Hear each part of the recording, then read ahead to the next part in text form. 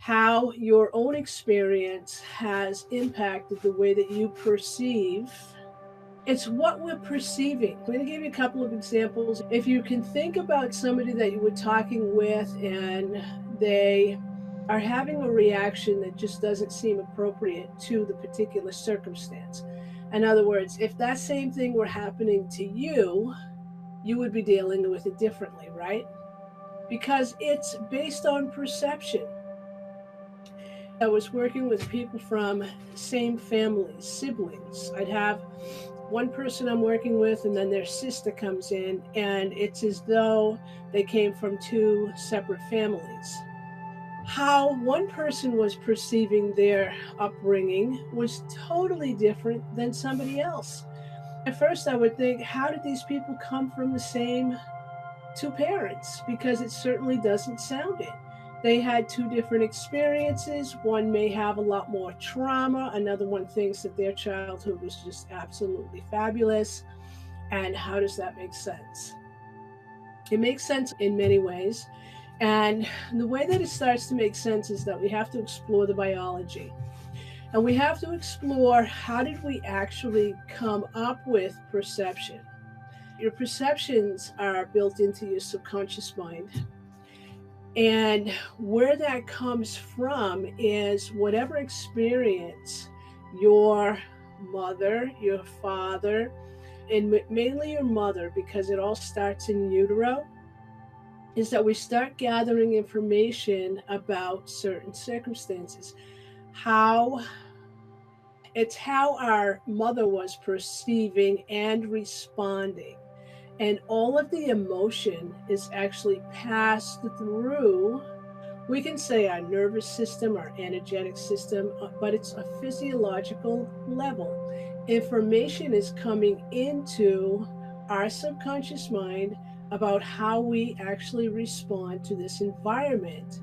And in utero, we're actually starting to prepare for our experience so we know our environment before we even get there. Now, let's say they wait 5 years or 3 years, 2 years, and have another child. And this child and this mother, in this particular time, the mother is having a totally different experience. Maybe they were experiencing some stress around having the first child. I'll give you my own utero experience of my mother becoming pregnant at a very young age. There's a lot of fear, anxiety, stress, trust. Who can I tell? Who's going to support me? So, all of that information, everything that she's experiencing in that moment, is going right in through the bloodstream and becoming my information.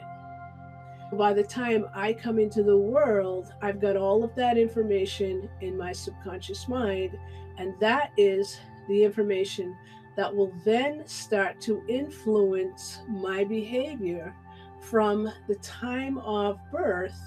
However, there's the shifting of these patterns. If I continue to live in my subconscious place, yes, that information would continue to run my life. It's about becoming more conscious. So, what happens is we're learning perceptions that becomes built into our subconscious mind. Our perceptions then create particular habits, or our habitual learned experiences then become our perceptions. Think about our muscle activity. When we first start the whole process of walking, there's a lot of thought process that's going into that. It's one foot in front of the other and try not to fall down. And then eventually, this walking thing becomes a habit, and we do it without thinking. That's information that's in our subconscious mind. That's how the subconscious mind is working. It's creating different patterns, different habits that then become learned behavior, and we do it without thinking. Now, we are doing so many things without a thought process that we're not thinking about at all. And I can give you a little scenario. There was a day that I was going from point A to point B. It was literally in the car. It was literally no more than, let's say, a mile and a half away. But I had to get on a main road. Got on the main road and coming up to the light, and I went to take a right hand turn, and all of a sudden there's a siren on behind me. Now, what happened in that moment is I was in subconscious mind. My subconscious was actually driving the car because when the police officer pulled me over and I asked him, "What did I do?" And he said, "You were driving in the breakdown lane." It's because I was in the subconscious mind. If I were consciously aware of driving the car, subconscious mind does a better job most of the time. If I were consciously aware, I wouldn't have been driving in the breakdown lane, or I would have at least had an answer for the police officer when he asked me. Now, we can also look at our instincts, right? Our instincts are actually provided to us through our genetic makeup. These are the no brainers, the things that we do by instinct. And you go to touch something, especially when you're a young child, and you go to put your hands on something hot, and your skin, is being a receptor, will automatically pull it away. If you're a baby, and there's a lot of people who do water birthing, the baby will be born in the water, automatically knows how to come to the surface of the water to take a breath. This is provided to us through our genetic makeup. We acquire by experience our perceptions, and they become automatic and habitual. Here's where we get into the subconscious and the conscious mind. The subconscious mind is a very powerful processor. In other words, it's taking in all of our experiences, and it's processing that information. The subconscious mind also works together with the conscious mind.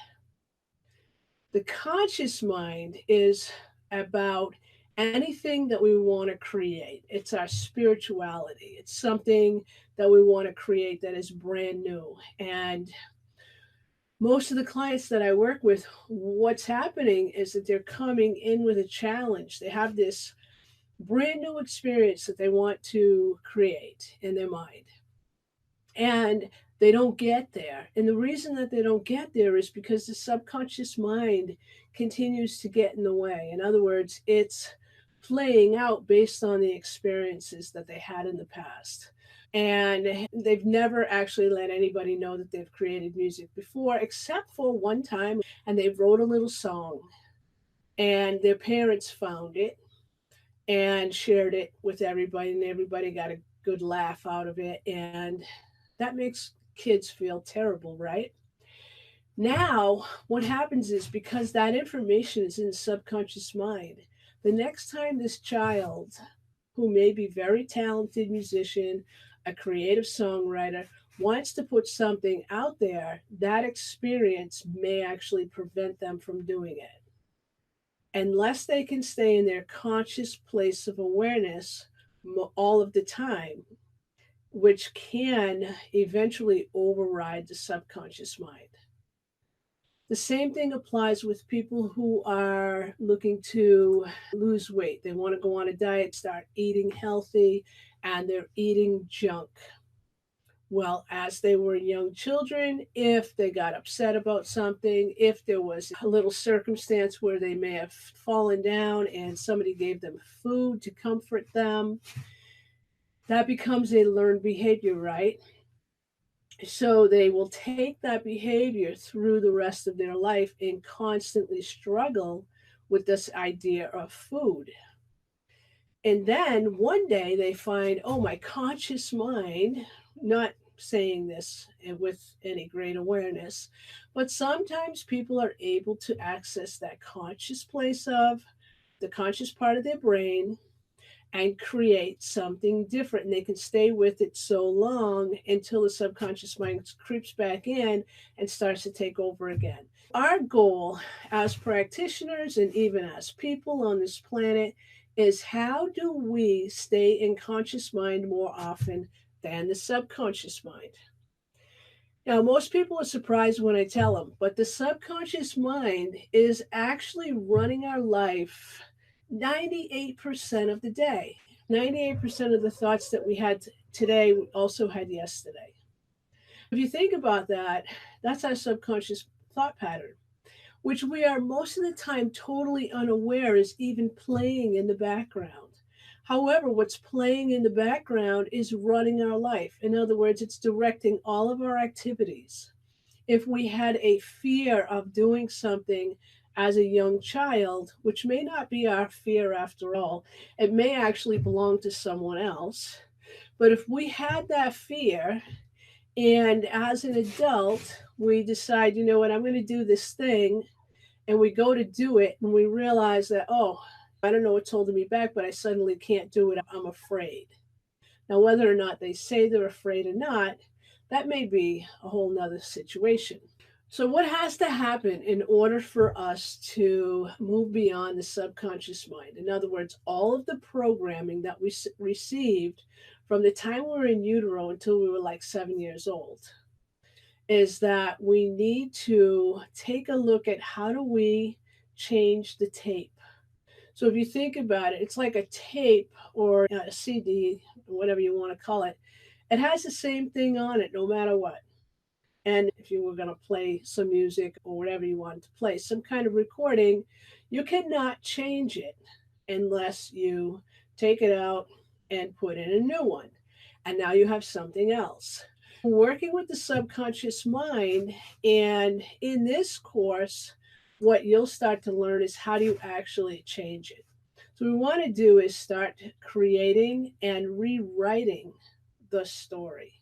And I'll go into all the techniques throughout the rest of this course on how you can actually do that. In the meantime, let me give you a little more information about the subconscious mind and the conscious mind. The subconscious mind is actually 1,000,000 times more powerful than your conscious mind. Imagine that, 1,000,000 times. The conscious mind was actually an add on in human evolution. And this is called the forebrain. And the forebrain accounts for about 52% of our brain. However, the subconscious programs will overpower whatever our conscious mind is 99% of the time. That is frightening because whose life are we actually living? Is it our life or is it somebody else's life?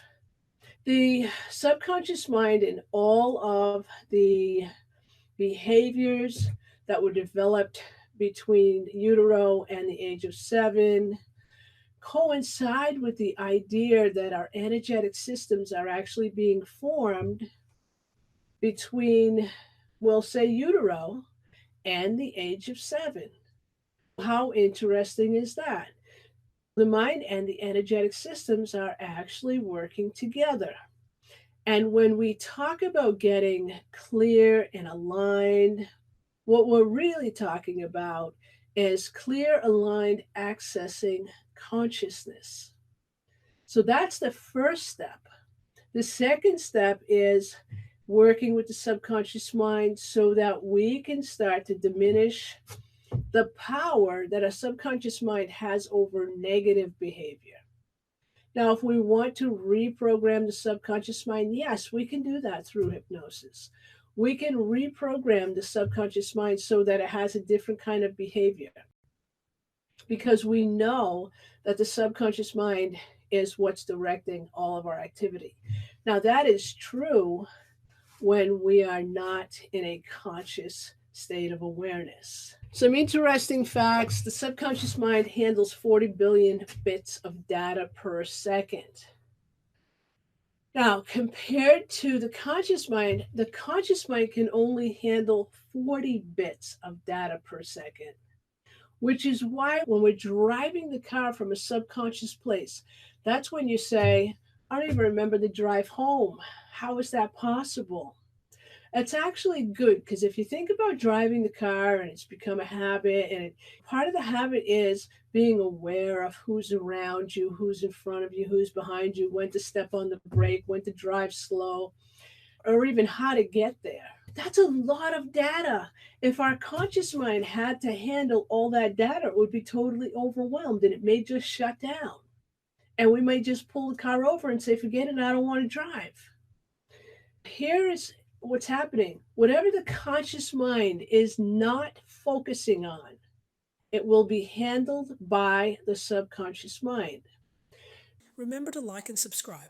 I find this so fascinating because one of the messages that I got, and I'll just say me because I can share all kinds of client stories. I have enough of my own that I can share with you as well. But one of the messages that I got as a young person is that if you want something in life, you have to work really hard. And what I came to realize is it's not about working really hard. It's about focusing. Because I want you to look back at that. Whatever the conscious mind is not focusing on will be managed by the subconscious mind. If I were to focus on working smarter and not necessarily harder, because in my book, harder meant that I had to have at least 3 or 4 jobs. And I started that pattern at about 16 years old. That is not a healthy pattern. But working smarter is. Now, that's going to require a little bit of energy, right? Because I have to focus on that. I have to focus on what has to happen for me to work smarter, not harder. It's becoming aware of what is that tape in the background? What is that information that's playing and influencing our life? So look at your circumstances today. Where do you find yourself most challenged? And this is where you start to realize what your subconscious mind is thinking about. Now, our job is to get to a place where we are becoming more and more aware of what our subconscious mind is thinking about.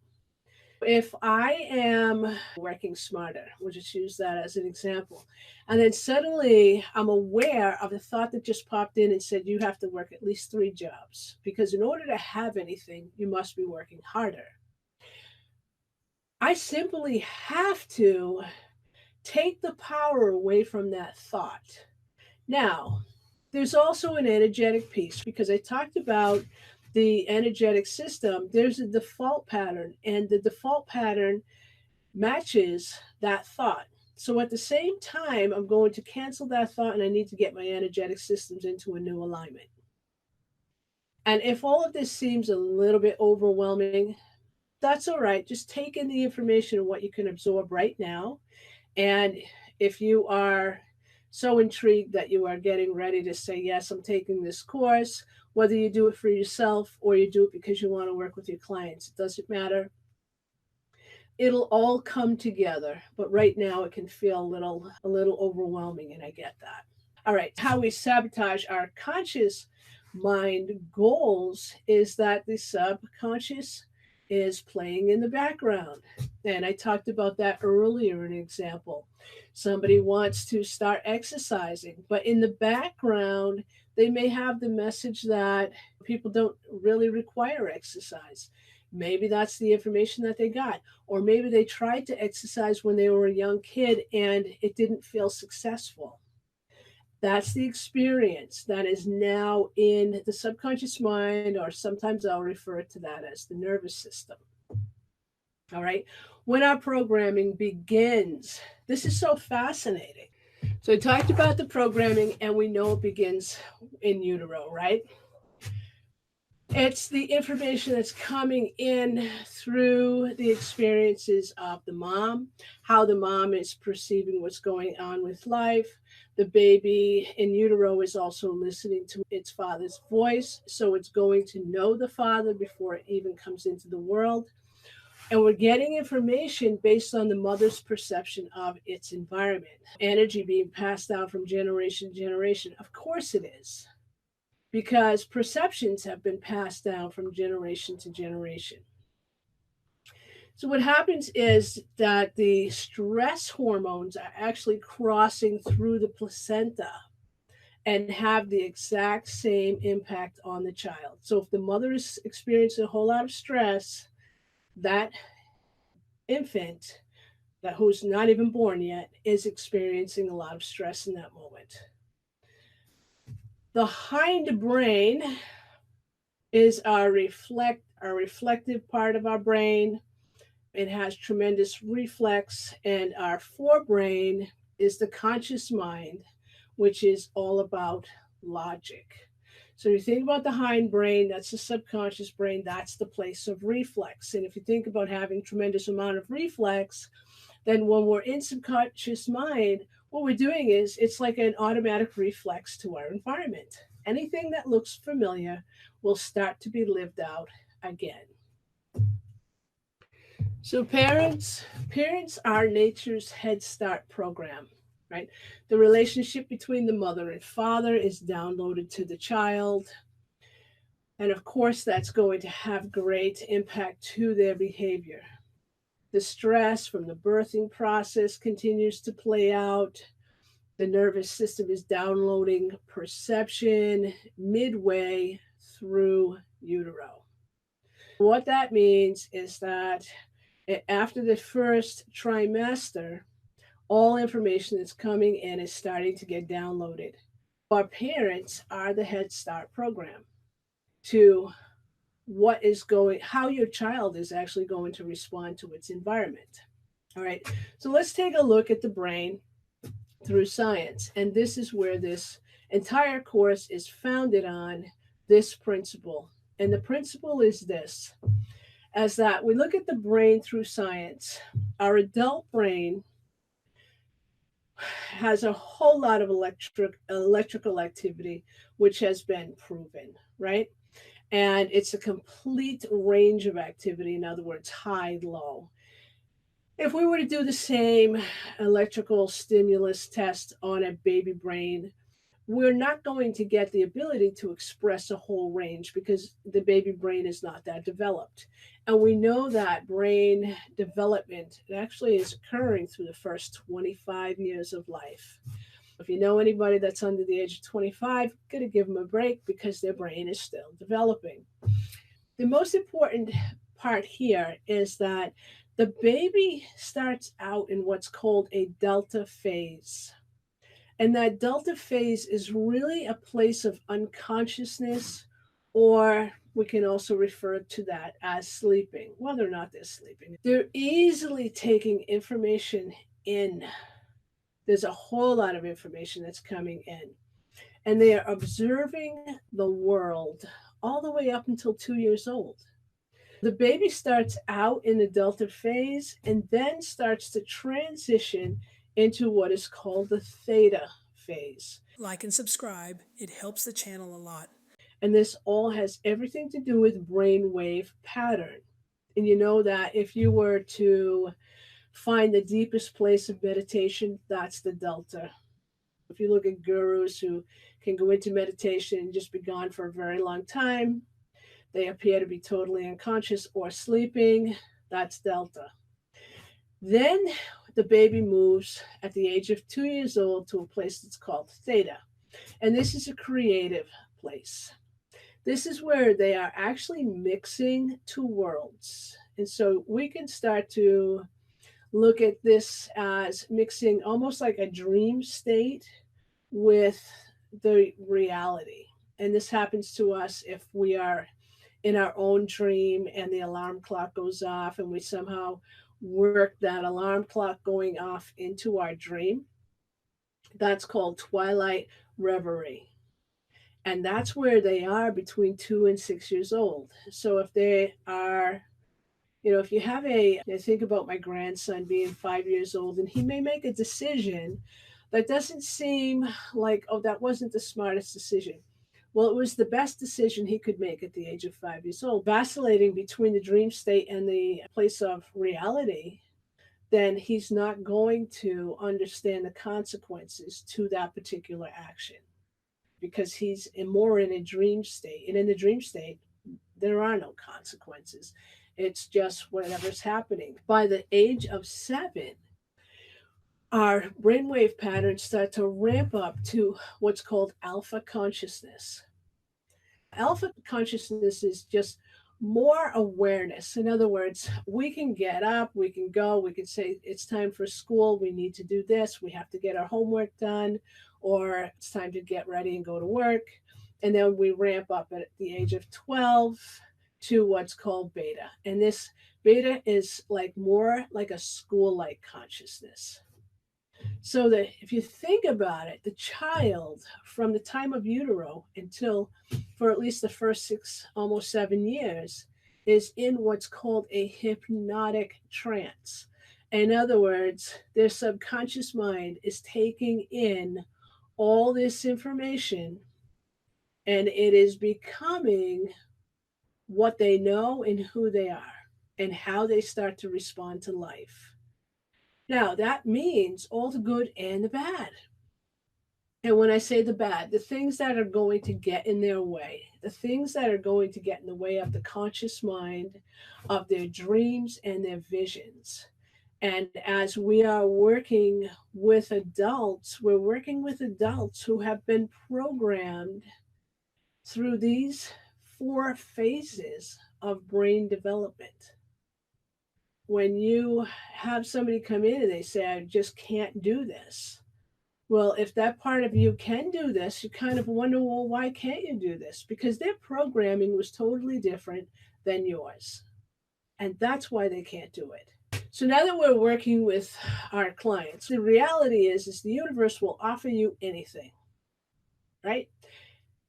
The universe has your back. You read all the books. You maybe listen to all the podcasts, or you're watching YouTube videos about accessing consciousness. And there is so much reality to all of it. And yet, if we don't shift the energy and shift the subconscious mind thought patterns, then the universe does want to offer you everything and anything. However, the more that we remain unconscious, in other words, just operating from a place of our subconscious mind, the harder it is to get to any of our goals or visions. So, if we want to get to our goals or visions, we have to start changing that belief. And no matter what you watch or listen to about, just believe it and you will have it, it's more to it. We've got to get in there and start rewiring the experiences and the stories. And we are going to do that through the energetic systems and through the subconscious mind. Get the link in the description to learn more at Brigitini Energy School.